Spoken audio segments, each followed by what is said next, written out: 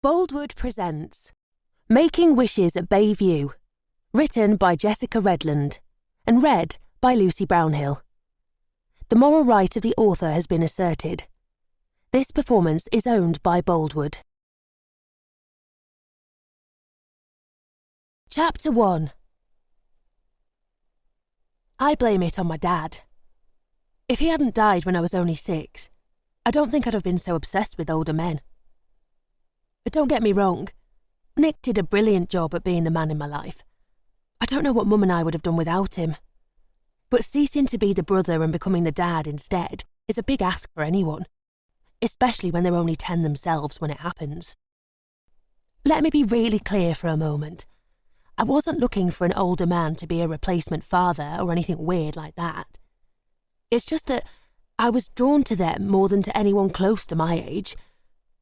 There was a confidence about them, maturity, experience. They were attentive. They knew what they wanted. In some cases, they knew what was best for me too. And I kind of liked not having to make decisions for myself, sometimes.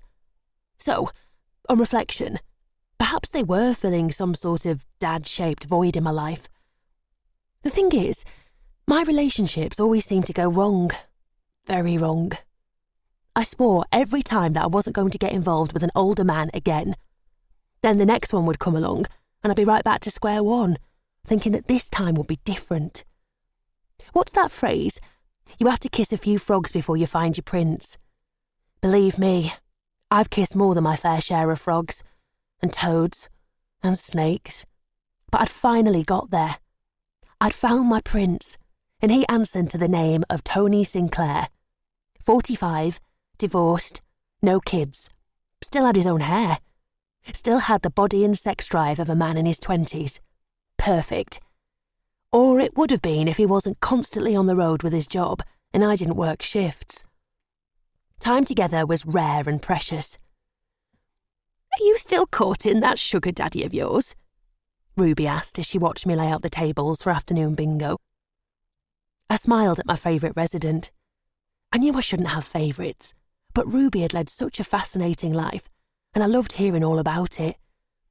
She'd run away to join the circus at age 14, then toured the world as an exotic dancer in her late teens and early 20s. Seriously, I'd seen the photographic evidence. She'd been a looker back then, and still was. She gathered a few wrinkles in her 84 years, but her grey eyes still sparkled with mischief. Her thick white hair was always elegantly pinned up, and she dressed immaculately, in calf-length satin and lace dresses, crocheted floaty cardigans and pearls. She reminded me of a flapper from the 20s. "Tony? Yes, Ruby, we're still courting." "No more accusations of being clingy?" I shook my head. "All dealt with and forgotten a couple of months ago." We'd split up in April after I'd gone overboard on texting and phoning him around my 25th birthday. He was working away on my actual birthday, which I completely accepted, and this had been my way of feeling close to him. He wasn't impressed. His boss wasn't impressed, and I wasn't impressed at being called childish and clingy. So I childishly dumped him. I regretted it immediately and pleaded for another chance. He made me stew a bit before forgiving me, but everything was back on track a fortnight later. Lesson learned. Ruby took a seat at her regular table overlooking the gardens and straightened her lilac frock. "How long is it now, Callie?" I started distributing the bingo cards. "Coming up 11 months. Bit of a record for me. It usually goes tits up within 3. I gasped and put my hand over my mouth. "Oh, please don't tell anyone I said rude words, especially Denise."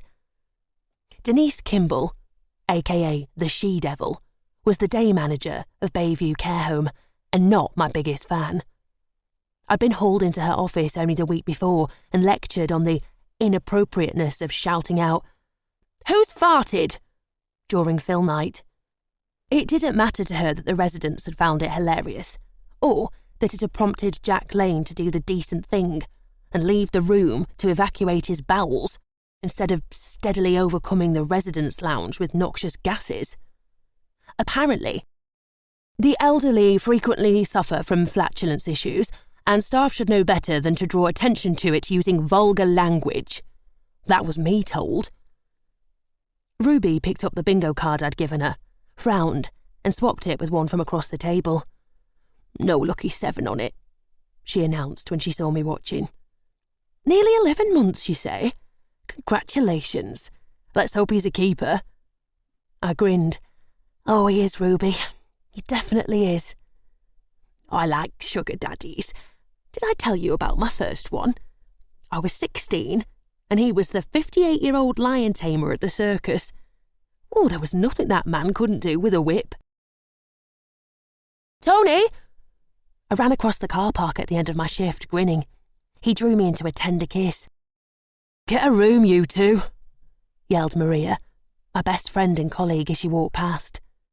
I waved to her and giggled. She's only jealous. "Where are you taking me tonight?" "I thought we could have a night in. I've got some wine and I can order a takeaway." He stepped back and frowned. "What's up, Angel?"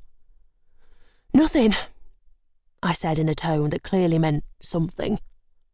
"Callie?" "Well, it's just that you promised we'd go out somewhere nice for once." Tony took my hands. "It's Monday. Who goes out on a Monday night?" "But you said—" "I'm tired too. I've driven miles today." Tony's job took him all over the country looking at care homes to add to his company's portfolio and finding suitable sites for new ones. It was how we met. He'd visited Bayview last summer, but one of the residents keeled over with a heart attack shortly after he arrived, and I was the only staff member available to give Tony the tour, while the she-devil dealt with the emergency. "No flirting, Carolyn," she'd hissed. "He's a professional, and I expect you to try and behave like one in front of him." And I did. It's not my fault that I have a naturally friendly, bubbly personality that older men seem drawn towards. Thank God it had been Maria who discovered us in the laundry room together and not the she-devil, or I'd have been sacked on the spot. I looked into Tony's hazel eyes and had to concede that he did look shattered. "Okay, a night in it is. I bought some new underwear, but if you're really that exhausted—" His eyes lit up and he kissed me again. "Not that exhausted," he murmured. "Come on, let's get you home." Tony wrapped his strong arms around me an hour or so later. I backed up against his chest as he kissed the top of my head. "I didn't get to show you my new underwear," I whispered. "Next time. Besides, I prefer this look." He lifted the duvet up and whistled appreciatively. "Yep, I definitely prefer the natural look." "Stop it, you're embarrassing me." "There's nobody here except the two of us. Unless Sir Teddington has suddenly come to life and turned into a voyeur." He indicated my childhood teddy sat on the bedside cabinet. "Because, if he has, we can put on a better show for him than we've just done. Really give him his money's worth." He began circling his hands over my breasts. My body arched at his teasing touch. "Tony, it's 9:30. I've only had a sandwich all day. Shouldn't we get something to eat?" "The only thing I'm hungry for is you." He lightly ran his hand down the curve of my stomach. "I mean it, I'm starving." "Food can wait. It's not like you're wasting away, is it?" I stiffened. What's that supposed to mean? I was a size 16 and proud of my curves. A physical job and a love of swimming kept me toned, but this wasn't the first time Tony had made a comment suggesting I was fat rather than curvaceous. Feeling irritated, I flicked his arms off me and wriggled out of the bed. "What's up?" The surprised look on his face suggested he really hadn't a clue. "I need the loo." I grabbed my robe off the wardrobe door and scuttled through the living area towards the tiny bathroom. Chewing on my thumbnail as I sat on the toilet, I replayed the conversation. He hadn't actually called me fat, and it was the sort of comment I'd normally have brushed aside as a joke. So why had it got to me just now? Was my irritation less to do with the comment and more to do with another broken promise around going out? Not that I was complaining about how we'd spent the evening. He certainly knew what he was doing. But surely after 11 months, we should be developing more as a couple. I was no expert, having never made it past 3 months before. But wouldn't a normal couple have developed common interests during that time that weren't just confined to the bedroom, or the sofa, or the shower? I looked at myself in the mirror as I washed my hands. My thick, shoulder-length dark hair was sticking up in all directions. I grabbed a brush and tried to tame it, but to no avail. I sighed. I was going to have to say something to Tony, but I'd never had to have the talk before, and the thought of being all serious wasn't appealing.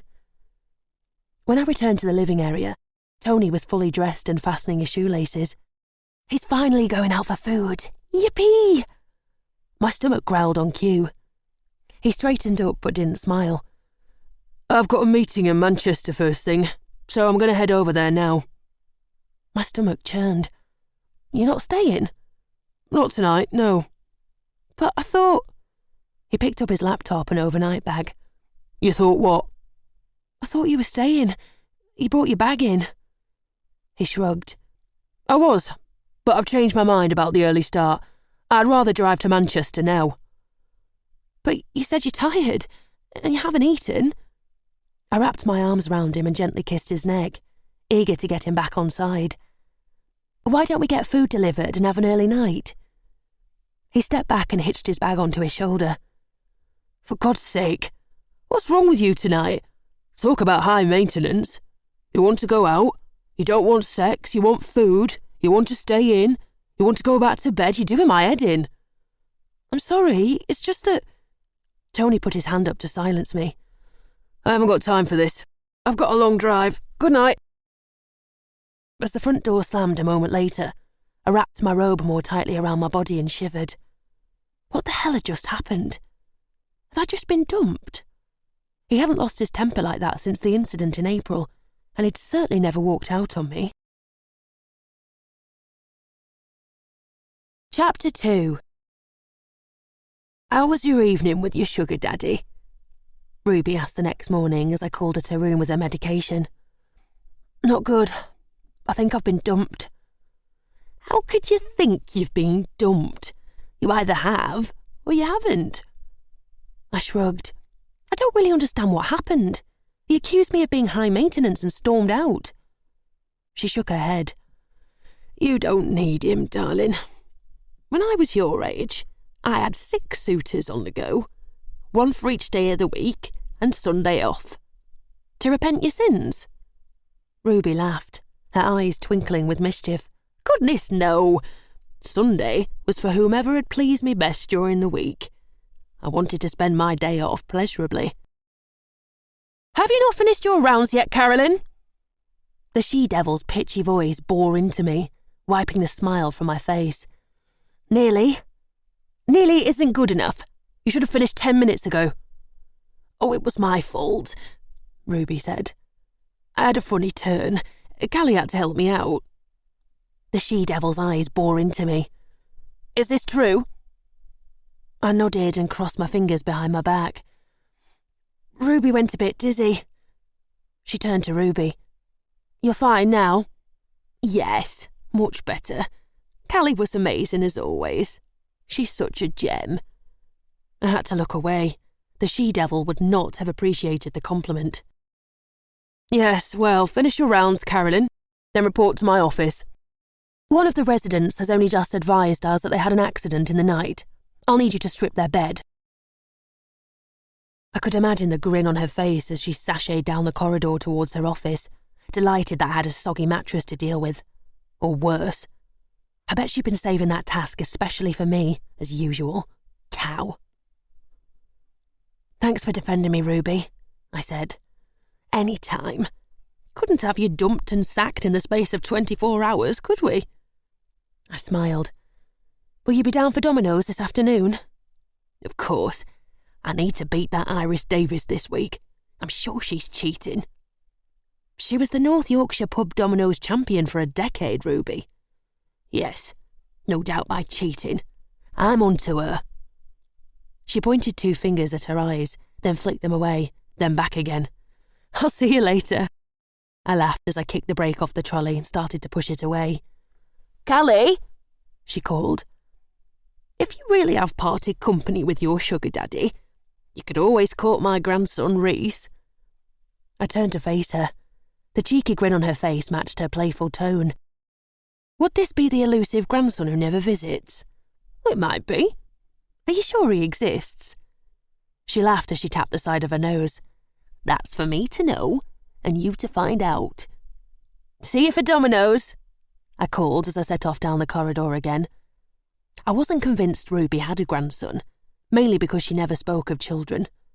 The only photos in her rooms were black and white images from her own youth. She occasionally mentioned a grandson, yet he never seemed to show up.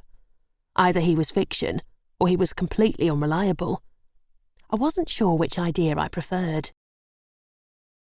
"The she-devil's on the warpath," whispered Maria, stopping me in the corridor 3 days later. My heart sank. "With me? What have I done now?" "A delivery arrived that she thought was for her, but was actually for you." "What sort of delivery?" "A floral sort of delivery." I grinned. "Tony?" "Presumably. I told you he'd get over his childish little man-strop and come grovelling." I hoped that was the case. I texted him and left a couple of messages, careful not to bombard him, but he hadn't responded. "Why is she on the warpath?" I asked. "Aren't we allowed deliveries?" "It's not that. Pete was in reception when they arrived. Apparently it's her wedding anniversary today, so she assumed they were from Mr. She-Devil." "Awkward." Maria continued on her way, and I headed towards the front of the building where Denise's office was positioned behind the reception desk. Had Tony really sent me flowers? He'd never done that before, which meant he must be feeling really guilty about his behaviour. Good. The she-devil must have seen me approach.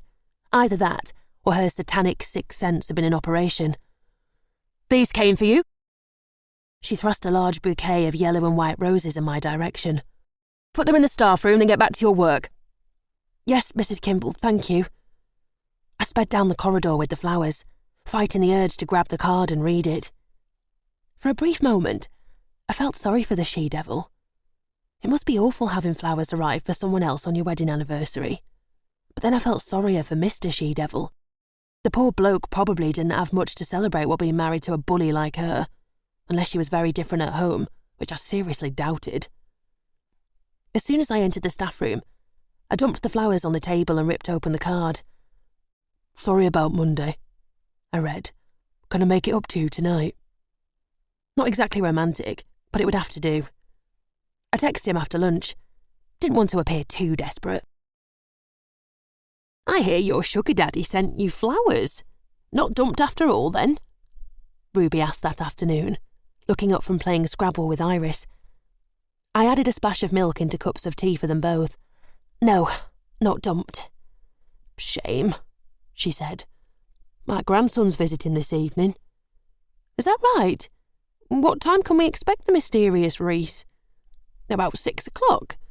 It'd be a perfect suitor for you, darling, although he's the same age as you, so not a sugar daddy." I smiled. "Well, that's no good then. You know I like my older men. Besides, as we've just established, I haven't been dumped." "You should make him work harder for forgiveness, you know. I used to make my men work very hard." "I bet you did," I said, laughing at her cheeky wink. "Triple word score," Iris declared, helping herself to some more Scrabble tiles. "You can't have," Ruby cried. "Iris Davis, you little cheat. That is not a word." "I assure you it is." "Callie, she's making that up, isn't she?" I had to laugh at Ruby's incredulous expression. "I haven't a clue. Look it up in the dictionary." "Will, where is it?" I rolled my eyes at Iris, then retrieved the dictionary for Ruby from the nearby games cabinet. "I'm on shift until 8 tonight," I said, "so I look forward to finally meeting Rhys, if he turns up this time." "Oh, we will." "I'll be sure to introduce you. He's such a lovely young man." "I've never met Rhys either," Iris said. "That's because I only introduce him to people who don't cheat at Scrabble." I giggled as I left them to it. "I didn't know Ruby had children," Maria said once the residence lounge had emptied, leaving us free to clear away the cups and plates. "She doesn't. I checked her file." Curiosity had overcome me when I'd filed the report for her fake dizzy spell on Tuesday, and her file clearly stated no children. "Then why was she telling you she's got a grandson?" I shrugged as I tipped a dish of used tea bags into the small bin on the trolley. "When I was younger, We used to call our next-door neighbours Auntie Pat and Uncle Keith, even though they weren't relations. Maria nodded. We did that. We called the old lady opposite us Granny Jane. You think this grandson is a non-relation like that? Either that or she's making him up. Why would she do that? I don't know, I said, emptying a couple of cold cups of tea into the slop bucket. She's always going on about what a great grandson this Rhys is, but he can't be that great because I've never known him to visit. She could be lonely. Or she could be losing her marbles. I frowned. I hope not. She always seems so lucid. She's 84. That's a lot of years' worth of data and experiences to keep in your mind. Things are bound to get mixed up sooner or later. She gently touched my arm.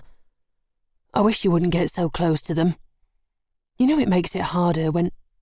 When what? I snapped, knowing exactly what she meant. You know, when they die or whatever. Come on, let's get these to the kitchen. I stomped after Maria down the corridor. Much as I adored her, I hated how detached she could be from the residents. She detested listening to stories of their childhood, their families, their lost loves, or their time in the military, whereas I found it fascinating. She didn't see the point in building relationships with visiting friends or family, and she never stayed after a shift to join in a game or a sing-song. However, when a resident took ill or died, and I was sobbing my heart out, I envied Maria's ability to move on. Did that mean she was in the wrong job because she didn't seem to care enough? Or was I in the wrong job for caring too much? As we cleared the tea trolley, I wondered if she was right about Ruby. Could she be showing early signs of dementia? Nothing else suggested it, though. She wasn't forgetful. She wasn't confused. She just had a potentially fictional grandson. Angel! I couldn't bring myself to run up to Tony at the end of my shift that evening. Instead, I walked slowly towards him and, on my tiptoes, gave him a gentle kiss on the cheek. I said I was sorry, he snapped. Are you still pissed off with me? I bristled. Yes, I was pissed off with a grown man for walking out on me like he had, but sometimes it wasn't about him. I'm upset about one of the residents, Ruby. He put his arm round me and steered me towards his car. I'm sorry, Angel, but death's an inevitable part of your job. She's not dead. Illness, then. Well, she's not ill either, or at least I hope she isn't. Tony released a loud, exaggerated sigh. Then do we really need to let it affect our evening? He stared at me, eyes narrowed. I didn't recognise him for a moment as my gentle, loving partner. Then he smiled and his whole face changed. I've missed you. Where's my bubbly girl gone? As he opened the car door for me, I bit on my lip to stop me from telling him that sometimes even the bubbliest person had the sparkle knocked out of them and needed a little sympathy. Where would it get me, though? Another strop? I pasted a smile on my face and tried to keep the sarcasm out of my voice as I sat in the passenger seat. She's right here, and she loves her flowers. Thank you. How was your week? Tony closed my door, then dashed round to his side and got in. Amazing week. I had a good meeting in Manchester on Tuesday, and I found a great site in Liverpool where... I zoned out as we pulled past the front of Bayview. All I could think about was Ruby in her best dress, a stunning satin coral number with cream lace, all alone in the residence lounge, waiting again for the grandson who never appeared. It broke my heart to see the look of disappointment on her face. Are you listening to me? Tony said. Of course I am. I hoped he wasn't going to test me by asking me what he just said. It's really interesting. Please continue. So he did. I nodded my head and made noises of approval in all the right places, but I felt in a daze, like my body was there but my heart and mind weren't. You said you were going to make it up to me tonight, I prompted when Tony finally stopped jabbering about his week. Are we going out? Out? Of course not. I tensed. What was it with him always wanting to stay in? Why'd you say, of course not, as if it was a really stupid suggestion? It's Friday night. People go out on Friday nights. Yes, and I bet those people don't finish a 12-hour shift at 8 o'clock. Oh, well, that's sweet of you, but I promise I'm not too tired. I could jump in the shower and be ready in 15 minutes. Tony laughed. Maybe another time, Angel. I've just driven up from Nottingham. I want to lie on the sofa with my gorgeous girl and make it up to her with her favourite wine and some Belgian chocolates. So he wasn't really thinking of me at all. He was the tired one, as usual. He was also the wine drinker. I'm more of a lager kind of girl. And he was the Belgian chocolates fan too. Personally, a bar of Galaxy was more my thing. A box of fancy nut top truffly crap did nothing for me. Not wanting to cause another rift, though, I smiled and said, "Sounds great." And, of course, a spot of make-up sex, he added, also thinking of him. Just like I'd done in the car, I made the right noises in the right places. Lots of oohs and ahs and soft moans to make him believe I was in the moment. But I was really back in the residence lounge with Ruby. It was possible her grandson had shown after I left, but that would have made him over 2 hours late, so a no-show was far more likely. Or no grandson. Should I speak to the she-devil about it? If this was the start of dementia, I owed it to Ruby to flag it up. "I'm nearly done, Angel," gasped Tony.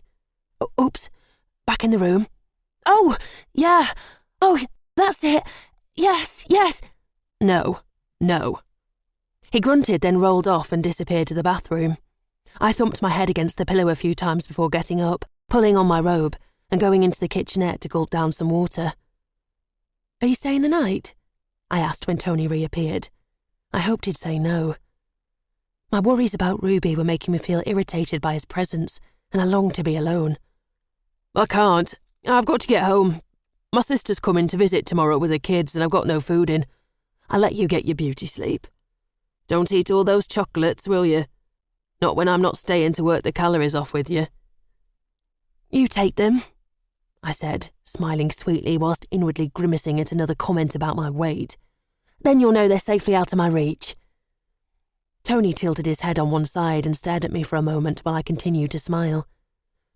"I don't know if I've said something to piss you off again, but I don't want us to argue, so I'm just going to get my stuff and leave."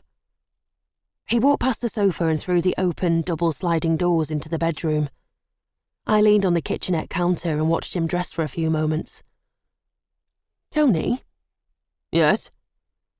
"Do you love me?" "You know I do," he said on the bed as he pulled on his socks. "Why do you love me?" He crossed the room and wrapped his arms around me, pushing one hand into my robe to cup my breast. "Because you're young, gorgeous, and amazing in bed. What's not to love?" He kissed my neck, then headed into the hall. "Here's the chocolate." I passed the part-eaten box to him. "Save some for your sister." "I'll call you," he said, drawing me in for a kiss. "Bye." Closing the flat door, I sighed. It was 10:20, and I was far from tired. I gathered the wine glasses from the lounge area and reached for a cold lager from the fridge. Stepping out onto my tiny balcony, I sipped my drink while I leaned against the railing and stared out towards the distant, inky sea. The lights of Whitsborough Bay's North Bay twinkled invitingly, and, as the late June evening breeze wafted through my hair, I wondered how I'd been so blind. When Tony had first said he loved me, I asked him why, and he'd given me the same answer. Because I was young, gorgeous, and amazing in bed. At the time I'd giggled and shown him just how amazing in bed I was. I never for 1 second imagined he'd be telling the truth. And if that genuinely was his reason, it suggested he probably didn't love me at all. He was just using me for sex. Not good. Not good at all. Chapter 3. "I'm not taking no for an answer," Nick insisted, his voice echoing through the intercom the following morning. "That's why I turned up instead of phoning. I've got plans." "What sort of plans?" Cleaning the flat?" "That's crap and you know it. You might as well buzz me in because you know I'm not leaving. We're going to have a brother and sister day of fun together. It's way overdue." I sighed and pressed the entry buzzer, then waited in the doorway, listening to him clattering up the 2 flights of stairs. "Is Tony here?" he asked, kissing me on the cheek. I shook my head. He left last night. Why do you look so cheerful? It's a gorgeous day, and I'm going to spend it on the stunning North Yorkshire coast with my baby sister. Who wouldn't be cheerful? I closed the door and followed him into the living area. I hate that you're such a morning person. And I hate that you're not. You have 10 minutes to get showered, dressed, and out of the dark mood you're in. Where are you taking me? Today, we're going to play at being tourists and do all the things we never do in Whitsborough Bay because they're right on our doorstep. Like what? You want a list? He grinned at me. It might not be in this order, but the day's itinerary includes a visit to the castle, crabbing in the harbour, crazy golf, jet boat, Ferris wheel, ice cream, slot machines, sandcastles, donuts, an open-top bus ride round the headland, and fish and chips on the beach. I raised my eyebrows. Seriously? What are we, 6? Seriously, and I guarantee you'll love every second of it. Now get your ass in the shower. You have 8 minutes left. Our touristy day turned out to be exactly what I needed. I'd always loved nature and fully appreciated the beauty of living on the North Yorkshire coast, but had stopped making the most of it. I couldn't stop laughing as the jet boat had crashed over the waves. I screeched with excitement when I won a soft toy on the grab machines in the arcades, and I gasped at the magnificence of the views from the top of the Ferris wheel in Pleasureland. Thanks, big bruv, I said as we sat on the sand at about 6:30 that evening with a tray of fish, chips and mushy peas each. For what? For today. How did you know I was down? Facebook. I didn't put anything on Facebook about being down. In fact, I've barely been on it this week. Nick leaned over and dipped a chip in my mayonnaise. That's how I knew something was wrong. Is it over with Tony? I shook my head. No, not yet anyway. I popped another chip in my mouth. Can I ask you a question? You don't have to answer it if you don't want to, but I hope you will. Sounds ominous. You loved Lisa, right? Nick breathed in sharply. Yes. Why? What did you love about her? He shrugged. It was 8 years ago. I know, but you can't have forgotten. What was it about her that made you want to marry her? Nick stabbed his wooden fork into the remnants of his chips and laid the tray down beside him. Before she ran off with my best mate? Oh, I don't know. Her personality, her sense of humour, our friendship, the good times we had. So you didn't love her because she was young, gorgeous and great in bed? Callie, no. We were both young. I was 21 and Lisa was only 19. Yes, she was gorgeous, but looks are only part of the initial attraction. And as for being great in bed, I am absolutely not going to discuss my sex life with my sister, ever. So eat your chips and shut up. I ate a few more chips and lay my nearly empty tray down in the sand.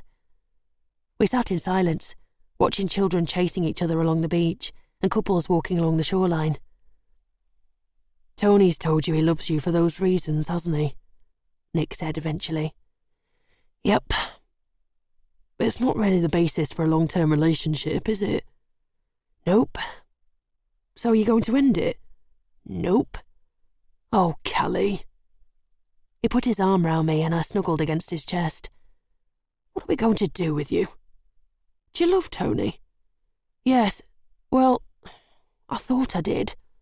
But then he threw a strop and walked out on me on Monday for no reason, and now I don't know what to think. Nick stood up, pulled me to my feet and picked up the chip trays. I'll put these in the bin, then we'll go for a beer and you can start from the beginning. Without any reference to your sex life, please. Well, that'll be tricky. Sex is about the only thing we ever do together. Nick grimaced. Ugh, stop. I can't cover my ears with these in my hands. Okay, I'll try and stick to a PG rating for your delicate ears. Thank you. Nick stopped to chat to someone he knew as we left the Lobster Pot, a cosy 2-storey pub by the harbour, a few hours later. I crossed the road onto the esplanade and sat on the sea wall waiting for him. It had been helpful talking things through with him. The very act of trying to talk about our relationship in PG terms made me realise that it was far from it. Our relationship was purely about sex from that first moment in the laundry room up until last night in my flat. We'd only been out together a handful of times, and each of those had been drives down country roads or to remote coves where, you've guessed it, we had sex. We'd never been out for a drink, a meal, a walk along the beach, or anything that normal couples did. I'd managed to convince myself that because we only got to see each other once or twice a week, it was natural that we'd spend a lot of that time in bed. I couldn't convince myself of that anymore. Not after nearly a year together. Then I put a question to you, Nick had said. What do you want from this relationship? If you're looking for someone who has potential as a future husband, Tony doesn't sound like the one.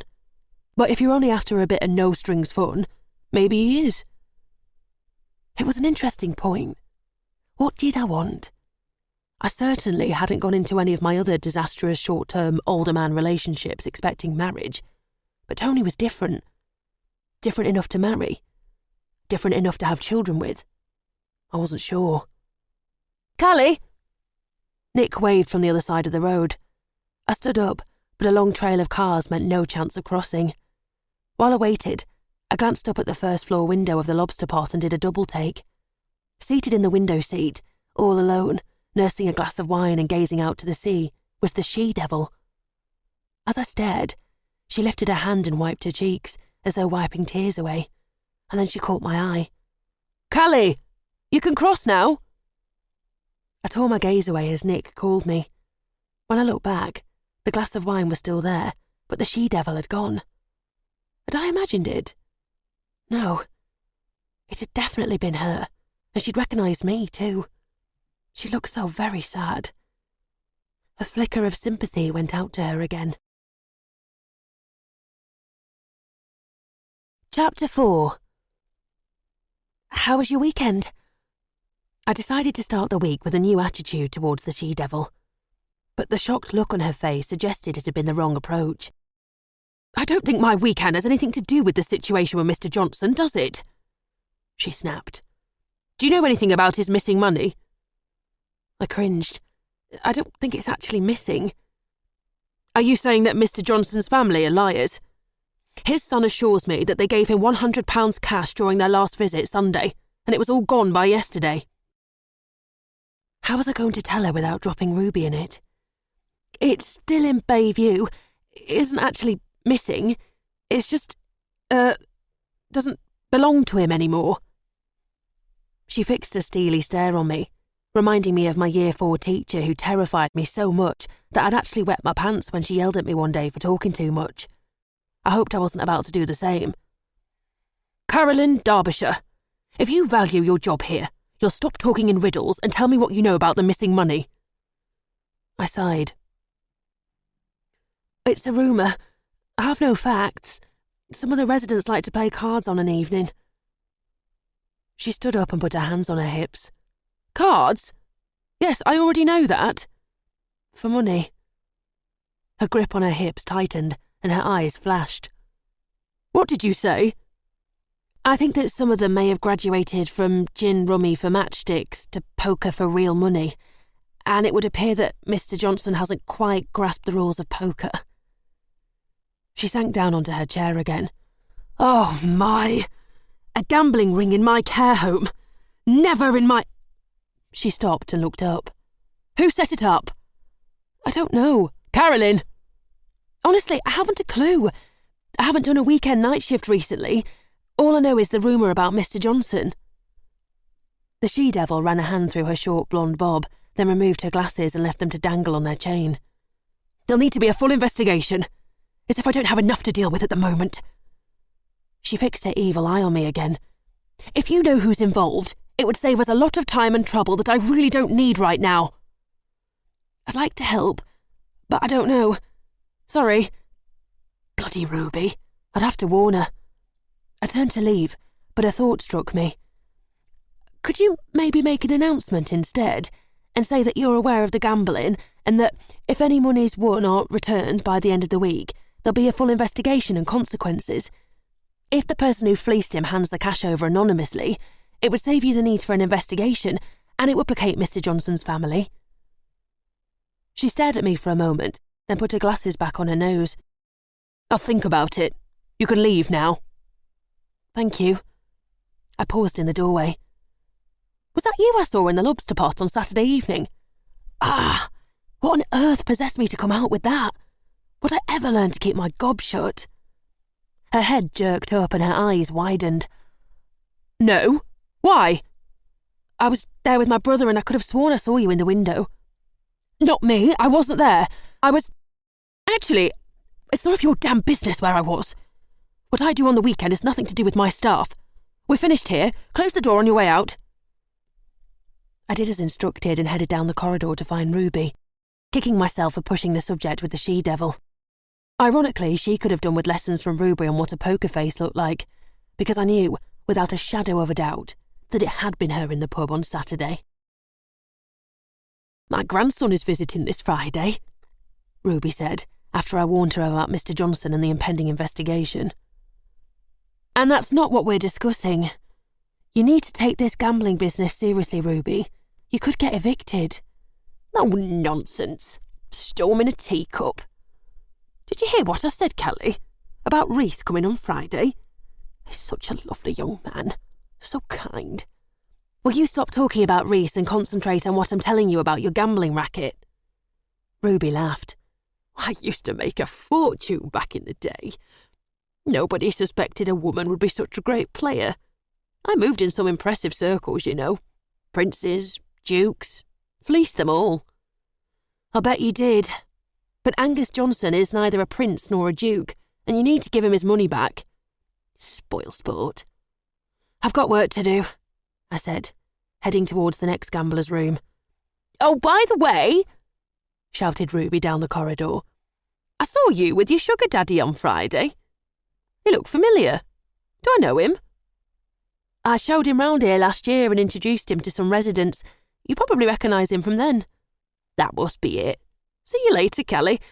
I'm off to practice my poker face in the mirror for when the she-devil tries to confront me. I giggled as I continued down the corridor. Gambling with princes and dukes? Nope, that definitely didn't surprise me. Chapter 5. I propped myself up on the pillows on Thursday evening. Tony? Yes, Angel? What are we doing together? He grinned mischievously. If you don't know that after all this time, I'm not about to explain it. I gave him a playful shove. Very funny. I mean, relationship-wise. What are we doing? Having fun, aren't we? Yes, but am I the only one with whom you're having fun? His eyes widened. What are you asking? Are you seeing anyone else? Callie! How could you think that? He sounded and looked genuinely hurt. I'm not saying you are seeing someone else, but it struck me that we've never talked about fidelity, and I might have made a big assumption that we're both on the same page about it. Tony glared at me. You think I have a woman in Sheffield and another in Liverpool and... No, I'm not saying that, but we don't have a normal relationship. All we seem to do is have sex. We never go out and... I tailed off as he thrust back the duvet, rolled out of bed and pulled on his boxer shorts. Are we really going to do this again? He snapped. Do what? He twisted round to face me. Have an argument about going out? Because if that's what you want, I'm leaving. I stared at him for a moment, my heart thumping. What did that mean? Leaving the flat or leaving me? All I wanted to do was have a conversation about the future. All of my previous relationships had been short-term, so we'd never got to the future part. But Tony and I were heading towards a year together. This was long-term. I knew he was divorced, but I had no idea whether he wanted to marry again. I knew he had no children, but I had no idea whether he wanted any. As to where I featured, girlfriend, wife, mother, I genuinely had no idea, and I didn't like being in the dark. Looking at his raised eyebrows and set jaw, it was clear that tonight wasn't the night for that conversation. But it would have to happen at some point, because we couldn't keep drifting like this. I did want to marry. I did want to have children. And I was reasonably sure I wanted Tony to be the one to give me those things. But if he didn't want to be the one... Pushing aside my anxieties, I crawled across the bed and wrapped my arms around his back and kissed his neck. I don't want an argument. And I don't want you to leave. Will you come back to bed? I'll give you a massage." His stiff shoulders dropped a bit, and I knew I got his interest. "A long one? With oils and everything?" "Yes." "And I won't have to give you one in return?"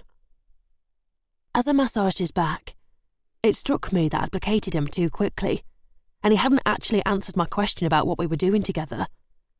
I was still in the dark, and I couldn't stay there forever. Tony stayed the night but left at 6 in the morning. "By the way," he said, as he sat on the edge of the bed to kiss me goodbye, "the purchase of Bayview is back on the cards. I'll be looking round at some point in the next few weeks, and would be very interested in checking out that laundry room again." "Have any of the other care homes you're looking at got such amazing laundry rooms?" "Oh yes, but the tour guides don't compare. They're not young, sexy, and bursting out of their uniforms like you." I frowned.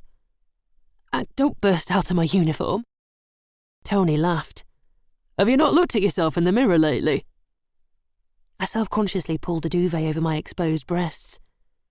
"Are you saying my uniform's too tight?" "Yes, but I like it like that. I couldn't wait to get my hands on you the minute I met you." He kissed me again, pulling away when it started to get a bit heated. "Still can't resist you, but I've got to go. Long drive. I'll see you later."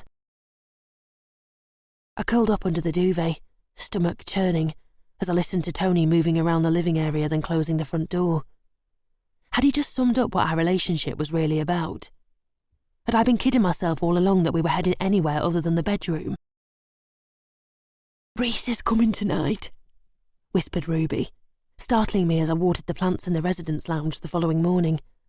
"Are you sure?" "It's Friday, isn't it?" "Yes, but..." "Then he's coming tonight. He promised." The she-devil passed the doorway and stopped and stared at me, eyebrows raised. I felt guilty every time she did that, even though I was usually doing nothing wrong. "Sorry, Ruby," I muttered as I moved on to the next plant, then the next. When I was certain the coast was clear, I lowered the watering can. "I'm delighted for you, but I don't want you to get your hopes up. You know how upset you were last time he didn't show." "It was my mistake. I misread his text message. Rhys would never deliberately let me down." "Carolyn!" Damn, the she-devil was back. "Yes? Shouldn't you be finished with those plants by now? I'm on my last one. Hurry up. You're paid to work, not to gossip with the residents." "Sorry," hissed Ruby. "I'm always getting you into trouble." "Oh, don't worry about it. If it wasn't you, it would be something else." I picked up the small bottle of plant feed and the leaf sprayer. "Actually, Ruby, can I ask you a question? Do you think my uniform's too tight?" Ruby stepped back and looked me up and down. "I'd say it fits your curves. If you want to know about tight uniforms, you should have seen some of the outfits I had to wear when I worked in Paris." "Do you think my uniform's too tight?" I asked Maria in the staff room later that morning. She shook her head. "It looks fine. Mine's too tight, though. I've put on a stone since I quit smoking last month. How's that supposed to be good for your health?" I zoned out as she talked about reaching for snacks when she'd normally have lit up. It was no good. Tony's comments had really thrown me, and I was going to have to ask the she-devil if I could order some larger tunics. I crept along the corridor that afternoon whilst the residents were taking afternoon tea. It was only a request for a new uniform. Surely she couldn't tell me off for it. As I got closer to her office, I heard raised voices, or rather, one raised voice, hers. "I don't want you to do that. There's really no need." The roller blind was pulled down, but it fitted badly, and I could see through a gap on one side. She was on her mobile, pacing up and down. I decided to loiter for a short while and tried my hardest not to listen, but her voice was far too loud. "You're not listening to me." "Yes, I do. Don't be like that. It's not..." "Why would you say that? That's not fair. No, don't hang up on me. Don't... Shit." I jumped as she emitted an angry squeal, followed by more expletives. It probably wasn't a good time to ask about my uniform. I took one more quick glance through the gap and jumped again as the she-devil sobbed loudly. She slumped into her desk chair and dropped her head onto her hands. I held my breath for a moment, watching her shoulders shaking. My natural instinct was to rush into the office and comfort her, but this was the she-devil, and I was meant to be helping with afternoon tea. If she knew I was skiving as well as witnessing a rare moment of weakness, it would end badly for me. I didn't see the she-devil for the rest of the day. As if what I'd seen in her office wasn't worrying enough, I ended my shift to the sight of Ruby, yet again, dressed up to the nines waiting for her grandson, staring towards the door, eyes lighting up every time it opened, and shoulders slumping every time it wasn't him. If he was real, and he ever did turn up, I'd be having serious words with him for upsetting a wonderful old lady. Chapter 6. I'm worried about the she-devil, I said to Maria. She was round at my flat for a pizza and film night a couple of weeks later, something we try to do every couple of weeks. Something's definitely wrong with her. Maria helped herself to another slice of pizza. Pete says Mr. She-Devil has left her. Fact. Couldn't have happened to a nicer person. How does Pete know? His boyfriend works with Mr. She-Devil's best mate or something like that. That would explain the mood swings. Some days she yelled at anyone and everyone. Other days, she looked like too much milk in her tea would cause an emotional breakdown. I thought about the phone call I'd overheard. It would definitely have fitted with her asking her husband not to move out. I took a swig of my lager. I feel sorry for her. What for? She's horrible to you. I know, it's just... I shrugged. I get really upset when I've had a row with Tony, but a marriage breakdown must be a million times more stressful. Maria nodded. I'm sure it is. The difference is that you park the personal stuff while you're at work and she takes it out on her staff. You really shouldn't feel sorry for that woman. Do you think she'd give a damn if the tables were turned? She was right. The she-devil was a bully, and I was her favourite target. But I still had a sliver of empathy for her, especially when I pictured her in the lobster pot all alone, or having a meltdown in her office. I hadn't told Maria, Pete, or anyone else about those incidents, and I wasn't going to. But they did suggest that the dragon we saw at work might really be an unhappy, lonely woman. How's it going with Tony? Maria asked as I cleared the pizza boxes away a little later. Ditched him yet for having too many manstrops? I sighed as I plonked myself back down on the sofa. I've only seen him twice in the past fortnight, and only for an hour each time. Do you think I'm wasting my time with him? She raised her eyebrows. Do you think you are? I don't know. We've been together for nearly a year, so I asked him where the relationship was heading, and he evaded the question. Where do you want it to head? Maria asked. Well, I'm not sure. I was thinking marriage and kids, but... The shocked expression on Maria's face said it all. But you don't think Tony would be up for that? She grimaced. If you're after marriage and kids, I'm not sure Tony Sinclair's your man. And you really want him to be. You're always bickering, and you've had a couple of huge bust-ups. We're not always bickering. You are. Nearly every time you see him, you come into work the next day moaning about something he's said or done. I slumped back on the sofa, shaking my head. She was absolutely right. I assumed you only put up with it because it wasn't serious, she continued. But if you're looking for a serious relationship... She shook her head. Have you talked to Tony about this? No, I don't know how to broach it. If the relationship was right for you, would you even have to broach it? Wouldn't things have just evolved naturally? I sipped my drink, a nervous knot forming in my stomach. She'd hit the nail on the head.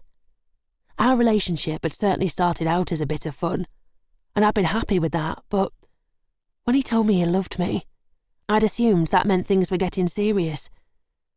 Perhaps I'd been really naive there, because nothing had evolved, and nothing was natural. We definitely needed to have a conversation. Soon. On Monday evening, Tony came round but only stayed an hour. He was stressed about a proposal at work falling through, so it was definitely not the right time for a relationship conversation. As he dressed to leave, he confirmed that his tour of Bayview Care Home was scheduled for the following afternoon, and that a tour of the laundry room was high on his itinerary. He suggested I might like to go commando in preparation. I smiled and said, "We'll see." But was he for real?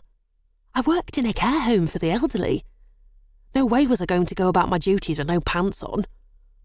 I hoped it was a crass joke, but something told me he meant it, and I didn't like what that said about him, or what he thought of me. I felt ridiculously nervous the following morning, knowing that Tony would be in close proximity all afternoon. One minute I felt excited at the prospect of being in the laundry room with him.